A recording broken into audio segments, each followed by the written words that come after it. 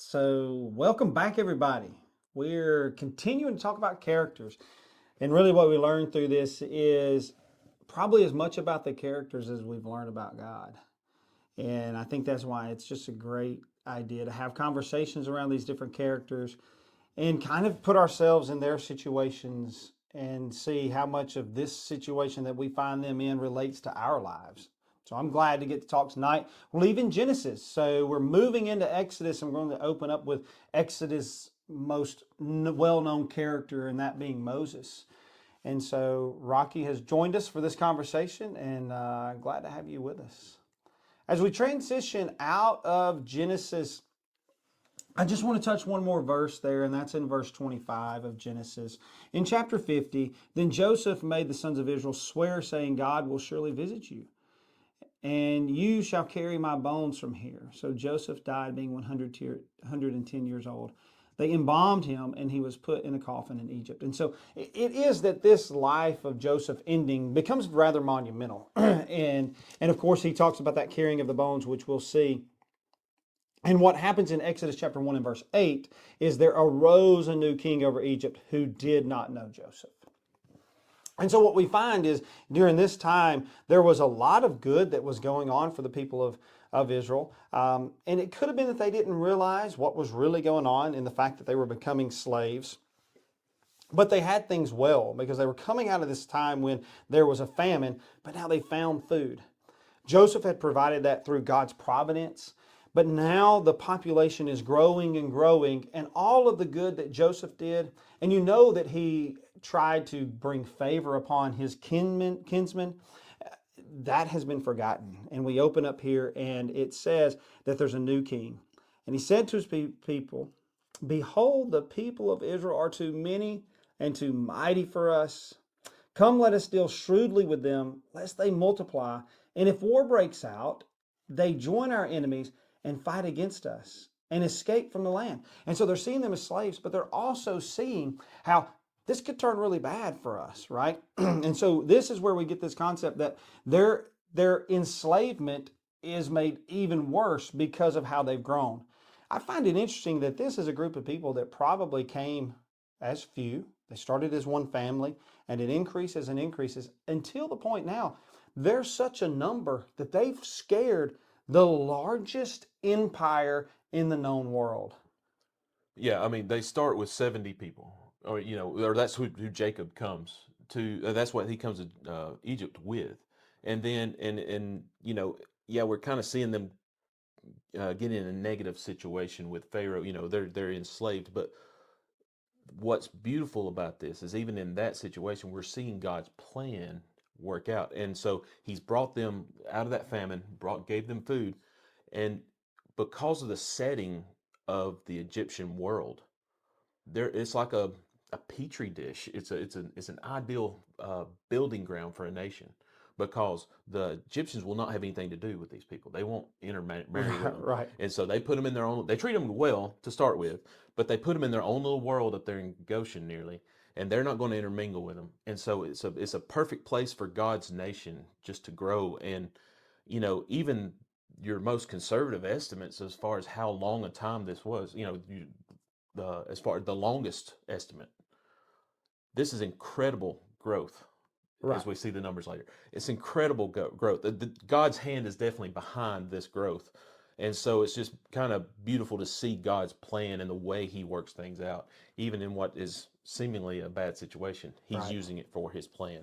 Yeah, it reminds us of exactly what happened in Genesis chapter 12 and verse 1. And he says, uh, God is speaking to Abraham, I will make of you a great nation. And it's interesting that he says, I'll make you a great nation, because really that's what he's done here. They're a nation from a population standpoint before they have the land.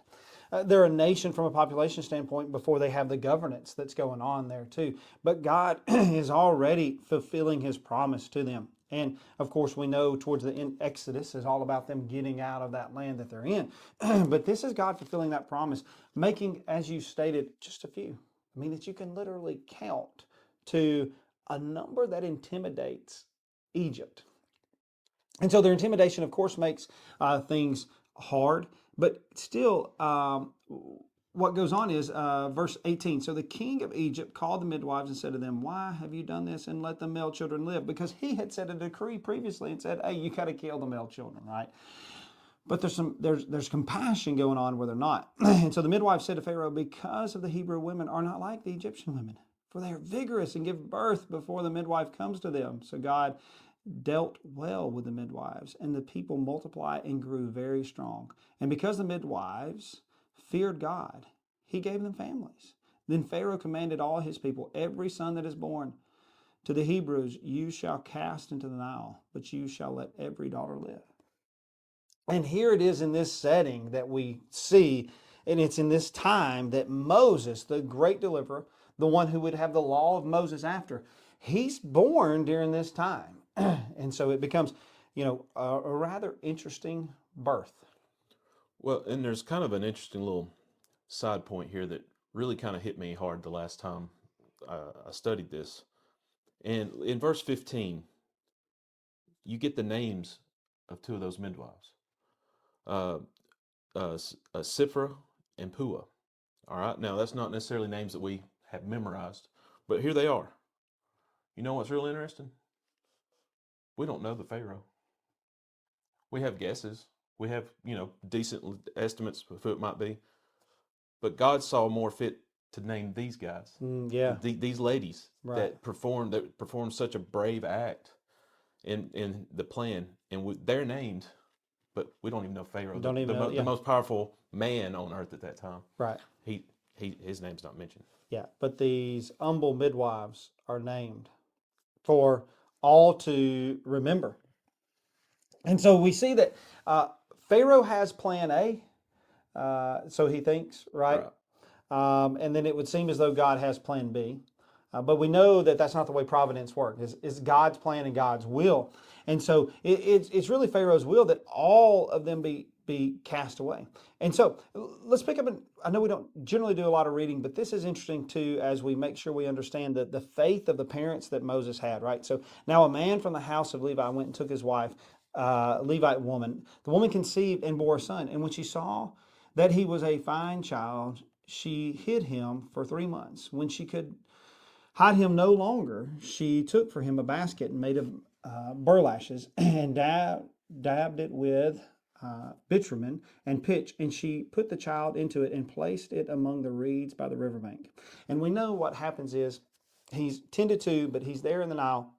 He's been hidden. In verse 10, when the child grew up, this being Pharaoh's daughter has now found him. When the child grew up, she brought him to Pharaoh's daughter, and he became her son. She named him Moses because she said, "I drew him out of the water." And so, not only is God looking out for the entire nation in so many ways, and they're growing at a pace really that they had no business growing at. And then, as you've already pointed out, God is seeing specific people. Well, now He's blessing this specific individual in Moses, right? And so Moses becomes a grand character because of the faith that all starts with the faith of his parents, right? Verse 23 of Hebrews chapter 11, when we're talking about the Hall of Fame of faith, it says, "By faith, Moses, when he was born, was hidden for 3 months by his parents because they saw that the child was beautiful, and they were not afraid of the king's edict." So we started here concerning the life of Moses because it's really hard to talk about the faith of Moses, the journey of Moses, without recognizing that it started with parents of courage and parents of faith. Yeah, and I mean, as we know, he's influenced by his parents. I mean, it's not like they put him in the river and he's gone. He is influenced by his mother. He's nursed by his mother, Nursed by his and mother. so we see that That's faith. wild to Yes, think about. He was nursed by es- his mother. That's God's hand. especially in this setting. I mean, um, and so we've got all this going on. The movies and all that kind of thing. You think he doesn't know who he is. Hmm.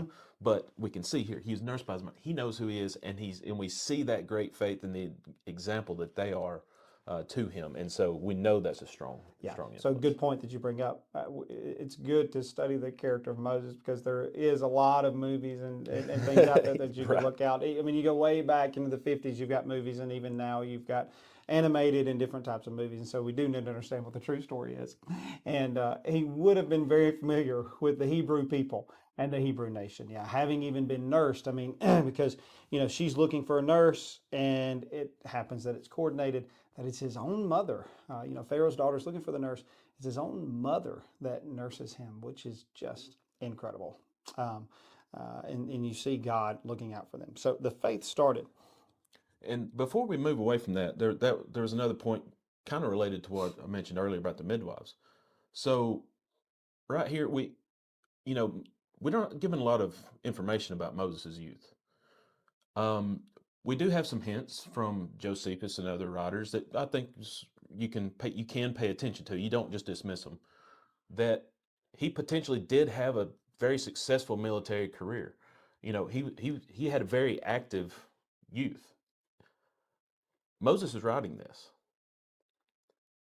and all he mentions is in verse 11. Now it came to pass in those days when Moses was grown. Mm-hmm. Yeah, good point. He Skipped is over a telling God's ton. story. Yeah. Us as fans of Moses, and just Bible students, we want to know all that. We want to know, but Moses says that stuff's not important. Here's what's important. When I grew up, Mm-hmm. I found my brethren. Yeah. When I grew up, there was a conflict. Right. And so that brings me to stay in Hebrews chapter 11, because you're exactly right. We don't have word by word telling of what his life was like, but he was successful, because this is how the Hebrew writer says this. Verse 24 of Hebrews chapter 11, by faith Moses, when he was grown up, similar to that we just read back in Exodus, when he had grown up, refused to be called the son of Pharaoh's daughter. It's not, don't call me that. It was everything that comes with being that. I refuse that. It's not who I am. That's not who I am. And see, that's the conflict that he finds himself in. Do I continue to get and receive the gifts that this nation can give me, or do I choose to be with God's people? And that's the conflict that he establishes for us in that verse 11 that you just referenced. Is he just says, when I grew up, I had to make a choice. So it says when he grew up, he says, hey, I'm not going to be that. And it says in verse 25, choosing rather to be mistreated with the people of God than to enjoy the fleeting pleasures of sin. I just find it interesting that the Holy Spirit calls what was going on there sin. Why was it sin? And I think without just putting too much in there, we can say he was in a political environment. He was in the palace. What was going on in the palace? Well, I know there was dishonesty going on in the palace. I know there was corruption. And all of that that could have been bestowed upon him would have came from sin. And he said, I don't want it. And he also was wise enough to recognize this as fleeting. You just think about had he, and it was not. But let's read this to the Pharaoh of that day. And Moses says, I'm choosing to be with my people rather than the fleeting pleasures. What about this empire is fleeting? Right. That's what the Pharaoh would have said is, what about this is going away? This will never end. And of course, we know the rest of the story. But that's the environment he was in, full of pride, full of sin, and he turned his back on it to be with God's people. And as you just said, he knew that was God's people. It wasn't like, maybe. Right. No, he knew that was God's people. He knew who they were. And he considered, I love this because we're studying Moses tonight, and I think we see God. But who was there? The Christ himself was there. And that's the beauty of every story starting from Genesis through the Revelation, that the main character and who's involved is Christ. Because what it says here is he considered the reproach, the love, the honor of Christ greater wealth than the treasures of Egypt, for he was looking to the reward. Christ was always the reward. Christ was always the everlasting kingdom. Here, the fleeting kingdom is Egypt. The everlasting kingdom is Christ's kingdom. And Moses had the foresight to see that and to desire that. Is people talk about how hard sacrifice is and how hard a job is to do or a task is to do or whatever like that. But when that focus is where it needs to be, when that focus and that concentration is on nothing else really matters, it's like, yeah, okay, riches of Egypt. It's no big deal. This is my focus. God is my focus, and it's the same with us. I mean, we talk about it in sports all the time. The dedication it takes to be successful there. All that hard work, it really didn't mean a lot. I mean, it does, but what I mean is it wasn't difficult because I know that's what it takes to accomplish what I'm trying to Because of where I accomplish. wanted to go. And so if we can focus on Christ, if we can focus and put all of our energy toward that goal, then all of the sacrifices are as but rubbish, as Paul mentions. So really, it was easy for him to walk away from this. Not many people in that time would have walked away from what he was saying. But as you've said in verse 11 of chapter 2, that's what he brings up. Like, I had conflict. One day when Moses had grown up, he went out to his people and looked, and their burdens, and he saw an Egyptian beating a Hebrew, one of his people. And of course, he strikes him, he dies because of the movies. We all kind of know that side of the story, right? Know what happened. And he's virtually banished out of Egypt. And so he's out there in the wilderness having problems. Verse 21, we go from a palace to verse 21. And Moses was content to dwell with a man. And he gave Moses his daughter Zipporah. She gave birth to a son, called his name Gershom, for he said, I have been a sojourner in a foreign land. He's with a shepherd, most likely living in a tent-like structure. He left the palace for that. As we continue to study the character of Moses, you're going to see this didn't go like Moses thought. Hebrews 11 that we just read put a bow on the situation and makes it sound like it was leaving the palace, going with God's people. This is not God's people. Right. This is still a, why did he name it that? I've been a sojourner in a foreign land. It didn't go from point A to point B. If we haven't learned anything by studying these characters, we need to know this. The way we think it's going to go in this little journey that we plan out, that's not exactly what God has in store for us.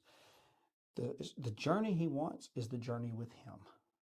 The journey with him is what God is after for us. And that's what Moses got, is a journey with God. Yeah, this is, he thought he was running away. He thought he was basically going to relax. And by the way, he's 40, which me and you were 40. Right. And he's just getting started. Right. Has no clue. He thinks he's done. He thinks he's hitting the simple life, but it's yeah, just getting started. Yeah. Of course, God has other plans. So we're going to continue talking about Moses because there's a lot that happens in the burning bush in chapter 3. But I do want to focus on God. We've seen who God is by even preserving this group of people, being with Moses. But here's verse 23. During those many days, the king of Egypt died, and the people of Israel groaned because of their slavery and cried out for help. Their cry for rescue for slavery came up to God. And of course, he heard a cry for people to be rescued. That's who our God is. Our God always has an ear ready to save and ready to rescue. Verse 24 says, and God heard their groaning. And God remembered his covenant with Abraham, with Isaac, with Jacob. God saw the people of Israel, and God knew. God knew their pain, but God knew how to deliver. And so we're way back in the start of the Bible, way back in the start of the characters of the Bible. But we're talking about the same God, a God who longs to rescue, a God who longs to hear our cry, but a God who has a solution for the problems that we have in our lives. And I think it's beautiful, yes, to learn what we're going to learn from Moses and apply it to our lives of this imperfect man doing grand things. That's great. But more so than that is seeing that we still serve the same God Moses served, and a God who is ready to rescue and ready to save, and a God who's never changed. And a God that's on his own time. I mean, because this suffering had been going on potentially for 400 years. Right. Somewhere, 200 to 400 years. But he remembered. Yeah. He hadn't forgotten. He we might forget. Yeah. We get impatient. We do. But he has not forgotten. Yeah. So that's the beauty of God in Moses' life. So I'm looking forward to the next couple of conversations concerning Moses' life. Thank you for tuning in to us introducing Moses and what all we can learn from him. So keep studying until next time. Thanks a lot.